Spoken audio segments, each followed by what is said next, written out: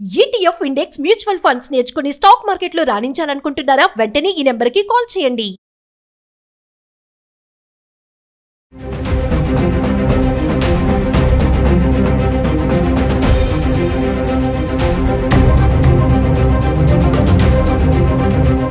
నమస్తే, welcome back to Suman TV. ప్రస్తుతం మనతో పాటు ఉన్నారు consumers affairs committee chairman Mandari Krishna Reddy గారు. మరి ప్రెసెంట్ చూసుకుంటే పాస్టర్ షాలేం రాజు గారి వ్యాఖ్యలు ఏవైతే ఉన్నాయో పెద్ద దుమారమే రేపుతుంది. మరి దీనిపైన సార్ ఏమంటారో సార్ మాటలు తెలుసుకుందాం.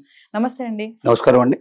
సార్, మరి వింటున్నారు పాస్టర్ షాలేం రాజు చేసినటువంటి వ్యాఖ్యలు మహిళలు చాలా ఘోరంగా వాళ్ళు బాధపడ్డారు. వాళ్ళ మనసుకి అది తగిలింది బాగా.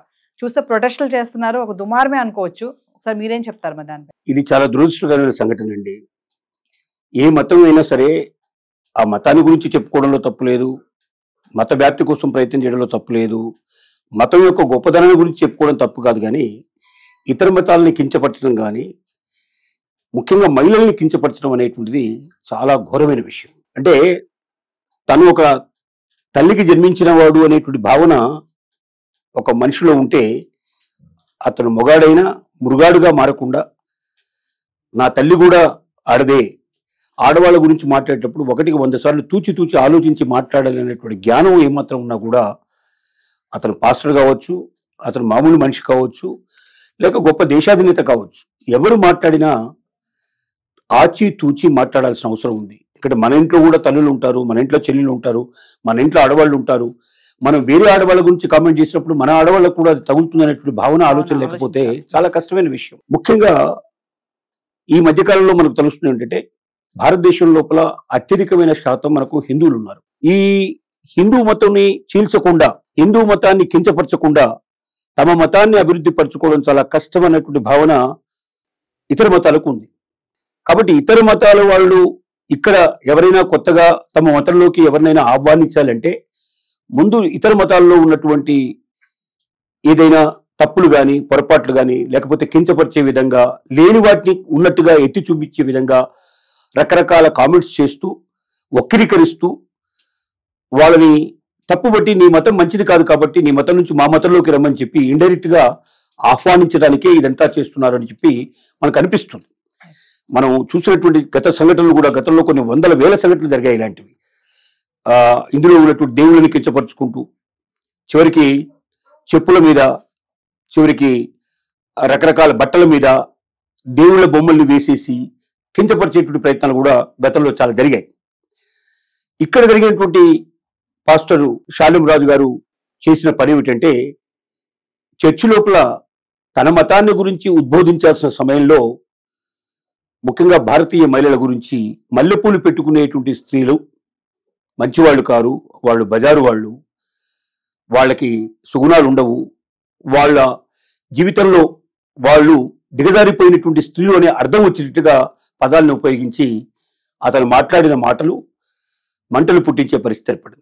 సహజంగా ప్రతి హిందూ స్త్రీ సహజంగా పూలు పెట్టుకోవడం అనేది చాలా సహజమైన విషయం. ఒక హిందువులే కాదు, ముస్లింలు కూడా కొందరు పెట్టుకుంటారు, కొందరు క్రిస్టియన్స్ కూడా పెట్టుకుంటారు, ఇతర మతాల వాళ్ళు కొందరు. మనము సౌత్ ఆఫ్రికా వైపు వెళ్తే ఆఫ్రికన్ కంట్రీస్ లో అసలు పూలు పెట్టుకోవడం చాలా సహజమైన విషయం. అక్కడ చిన్నప్పటి నుంచి కూడా పూలు పెట్టుకుంటూ ఉంటారు. కాకపోతే మన వాళ్ళలాగా పెద్ద మాలలన్నీ ధరించకపోయినప్పటికీ 1, 2, 4 పూలు పెట్టుకోవడం అనేది చాలా సహజమైన విషయం. తలలో పెట్టుకోవడం అనేది చాలా సహజంగా జరుగుతుంది.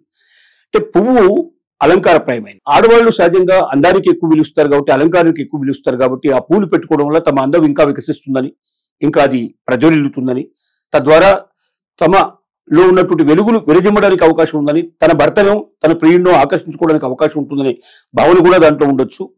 రెండోది, భగవంతుడిని ఆరాధించడానికి మనం పువ్వులను ఉపయోగిస్తాం. ఆ భగవంతుడికి భక్తితో ఆరాధించేటువంటి పువ్వుల్ని తను పెట్టుకోవడం ద్వారా ఆ భగవంతుని తను ఆహ్వానించినట్టుగా, తనలో ఆ భగవంతుడు ఉన్నట్టుగా భావించడానికి కూడా ఒక మార్గం అర్థమయ్యేటట్టు. ఎందుకంటే చాలా మంది, ఎంతో మంది పవిత్రంగా భగవంతుడిని ఆరాధిస్తూ భగవంతుని భక్తురాలుగా మారిపోయిన వాళ్ళు కూడా పువ్వుల్ని పెట్టుకొని వారి కీర్తనలు ఆలాపించినట్టుగా, భగవంతుని ఆహ్వానించినట్టుగా ఆ రకమైనటువంటి మనకు గత చరిత్రని కనబడుతున్నాయి. మనకు పురాణాలు భాగవతాలు తీసిన కనబడుతున్నాయి. కాబట్టి ఇంత పవిత్రంగా ఉండేటువంటి పూల మీద, ఆ పూలు ధరించేటువంటి మహిళల మీద ఇంత అసభ్యకరమైనటువంటి కామెంట్ చేసినటువంటి వ్యక్తిని క్షమించడం అనేది అది చాలా తప్పు. ఇలాంటి వాళ్ళకు తగిన శిక్ష పడాల్సిందే. మహిళల పట్ల ఒకటి, రెండోది హిందూ స్త్రీల పట్ల గౌరవంగా ప్రవర్తించాలి. ఎందుకంటే భారతదేశంలో సుమారుగా 80%, 75 to 80% మనకు హిందువులు ఉన్నారు. అంటే అత్యధికమైనటువంటి సంఖ్య ఉన్నది. వాస్తవంగా హిందూ దేశంగా దీన్ని ఎప్పుడో ప్రకటించాలని కూడా అనుకున్నప్పటికీ మనకు అన్ని మతాలతో సామరస్యం ఉండాలి, అందరికీ సమానమైన అవకాశాలు కల్పించాలనే ఉద్దేశంతో ఈ దేశాన్ని హిందూ దేశంగా ప్రకటించలేదు. మనకన్నా చిన్న రాజ్యమైన నేపాల్ కొంతకాలం హిందూ దేశంగా ఉంది.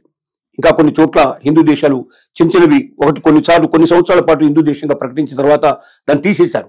ఒకప్పుడు మనకు స్వాతంత్రం రాకముందు ఈ దేశం అంతా కూడా ఇది హిందూ రాజ్యం, ఇది హిందూ దేశంగానే ప్రకటించబడింది. ముస్లింస్ ఈ దేశాన్ని ఆక్రమించుకోవడానికి ముందర హిందూ దేశంగానే ప్రకటించబడింది, హిందూ రాజ్యంగానే ఉన్నది. అయినప్పటికీ మత సామరస్యం కోసం ఇతర మతాలను మనం గౌరవించాలనే కోరికతోటి మనది ఫెడరల్ ఆర్గనైజేషన్, మనది అన్ని మతాలకి ఒక నిలవైనటువంటి దేశం కాబట్టి మనం ఖచ్చితంగా హిందూ రాజ్యం అని ప్రకటించకుండా మనం వదిలిపెట్టినందుకే మిగతా మతాల వాళ్ళు చాలా సంతోషించాలి. ఎందుకంటే హిందూ రాజ్యంగా ప్రకటించుంటే ఇతర మతాలకి అంత అవకాశం ఉండదు, వాళ్ళకి అసలు ఇక్కడ ఎగ్జిస్టెన్సే ఉండకుండా వెళ్ళిపోయే అవకాశం ఉంది. కానీ ఇతర మతాలను కూడా గౌరవించుకుంటూ వాళ్ళు కూడా మన దేశంలో చర్చిలు కొన్ని వేల లక్షల చర్చిలు ఉన్నాయి మన దేశం లోపల. అలాగే ముస్లింస్ కట్టుకునేటువంటి మనం మసీదులు కూడా కొన్ని వేలు లక్షల సంఖ్యలో మంది ఉన్నాయి. అవి ఎంత విస్తరించినా మనకు ఏ రకమైన మనం అభ్యంతరం చెప్పట్లే. తెల్లవార్లు ఇవాళ మసీదుల లోపల మారుమోగుతూ ఉంటుంది. అల్లాహు అక్బర్ అనేటువంటి ఒక నినాదం ప్రతి కొన్ని గంటలకు ఒకసారి, నైట్ కూడా అర్ధరాత్రి తెల్లవారుజామున కూడా వాళ్ళు మత ప్రార్థనలు చేస్తారు. అది కూడా వినడానికి మనం సిద్ధపడుతున్నాం. ఎందుకంటే అంత సామరస్యంతో ఇతర మతాలని గౌరవించేటువంటి గొప్పతనం హిందూ మతంలో ఉంది. కానీ కొద్ది సంఖ్యలో ఉండేటువంటి ఈ మతాల వాళ్ళు ఇంత పెద్ద సంఖ్యలో ఉండేటువంటి మతాన్ని ఎందుకు విమర్శించాలి? అసలు మతం జోలికి ఎందుకు వెళ్ళాలి? నువ్వు చెప్పు, దేవుళ్ళు నీ మతంలో ఉన్న గొప్పతనం ఏమిటో చెప్పు, ఇతర మతస్థులు నీ మతంలో ఎందుకు చేరాలో చెప్పు, ఇతరులు అందరూ ఎందుకు చేరాలో చెప్పు. వారికి ఇష్టమైతే వారు చేరతారు, అది వారి ఇష్టం. కానీ ఇలా కించపరచడం అనేది చాలా దుర్మార్గమైన వ్యవహారం. ఇలాంటి వ్యక్తులకి ఖచ్చితమైన కఠిన శిక్షలు అమలు చేయాల్సిందే. భవిష్యత్తులో ఎవరైనా ఇతర మతాల గురించి కానీ, ఇతర స్త్రీల గురించి కానీ, స్త్రీలు ధరించేటువంటి దుస్తుల గురించి కానీ, స్త్రీలు ధరించేటువంటి అలంకారపరమైనటువంటి ఇంకైనా వస్తువుల గురించి కానీ అసభ్యకరంగా మాట్లాడినా, స్త్రీలను కించపరిచేటంగా మాట్లాడినా వాళ్ళకి ఎంత కఠినమైన శిక్షలు ఉండాలంటే భవిష్యత్తులో మరొకరి పని చేయడానికి సిద్ధపడడానికి వీళ్ళంత కఠిన శిక్షలు ఉన్నాయి. అతను పాస్టర్ అయినా కూడా ఇంకొక పాస్టర్స్ మిగతా వాళ్ళు గ్రహించాలి. కాబట్టి ప్రతి మతంలో కూడా కొన్ని ఇబ్బందులు ఉండొచ్చు, కొంతమంది వ్యక్తులు చెడ్డవారు ఉండొచ్చు. అంత మాత్రంలో మతాన్ని మొత్తం కూడా మనం కించపరిచే ప్రయత్నం మనం చేయకూడదు. అన్ని మతాలు మంచివి, అన్ని మతాలు చెప్పేవి దేవుడు ఒక్కడే అని చెప్తున్నాయి. రూపాలు వేరుగా ఉండొచ్చు, ఆకారాలు వేరుగా ఉండొచ్చు, కానీ సర్వాంతర్యామి అనే వ్యక్తి ఒక్కరే, ఒక సూపర్ నేచురల్ పవర్ అని చెప్తుంది. కాబట్టి అలాంటి గొప్ప వ్యక్తికి, అలాంటి గొప్ప దేవునికి మనం ఆ ఏ రూపంలో ఉన్నా అందరూ నమస్కారం పెడతాం. మన హిందువులకు గొప్పతనం ఏంటంటే మసీదులకు వెళ్ళిన దండం పెడతారు, చర్చి కనబడి కూడా దండం పెడతారు. చాలా మంది ఇతర మతస్థులకు సంబంధించినటువంటి చర్చిలకు వెళ్తారు. సండే ప్రార్థనలో చూస్తే కొంతమంది హిందువులు కూడా వెళ్ళి పాల్గొంటారు. మనకు క్రిస్టమస్ ప్రతి ఇంట్లో దాదాపుగా సెలబ్రేట్ చేస్తాం మనం. ఇలాంటి ఒక గొప్ప ఆలోచన ఉన్న ఇతర మతాలను కూడా కలుపుకొని ముందుకు వెళ్ళాలనుకుంటున్న హిందువుల మీద ఇలాంటి దాడి సహించాల్సిన విషయం కాదు. ముఖ్యంగా మహిళల మీద కాదు. మహిళ అంటే స్త్రీమూర్తి తల్లి, అలాగే జన్మనిచ్చిన తల్లి. అంటే ఈ ప్రపంచాన్ని అభివృద్ధి చేసి ఈ ప్రపంచ అభివృద్ధికి కారణమైనటువంటి ఒక మాతృమూర్తిని భగవత్ ఆరాధనతో చూడాలి. ఒక తల్లిగా మనకు ఒక దేవతగా ఆరాధించాలి తప్ప ఇలాంటి పదాలతో హింసించడం కానీ బాధ పెట్టడం కానీ చేసే వ్యక్తుల్ని కఠినాతి కఠినంగా శిక్షించాల్సిందిగా నేను ఇప్పటికే అరెస్ట్ చేస్తున్నట్టుగా వార్తలు వస్తున్నాయి. చాలా చోట్ల వాళ్ళ మీద కేసులు పడ్డట్టుగా వార్తలు వస్తున్నాయి. వీటన్నిటిని నిజం చేసుకుంటూ తగినటువంటి శిక్ష విధిస్తే అందరూ సంతోషపడతారు. భవిష్యత్తులో కఠినమైన శిక్షలు విధించడం ద్వారా ఇతరులు కూడా ఈ పని చేయడానికి సాహసించాలని చెప్పి మన మనవి. Thank you sir.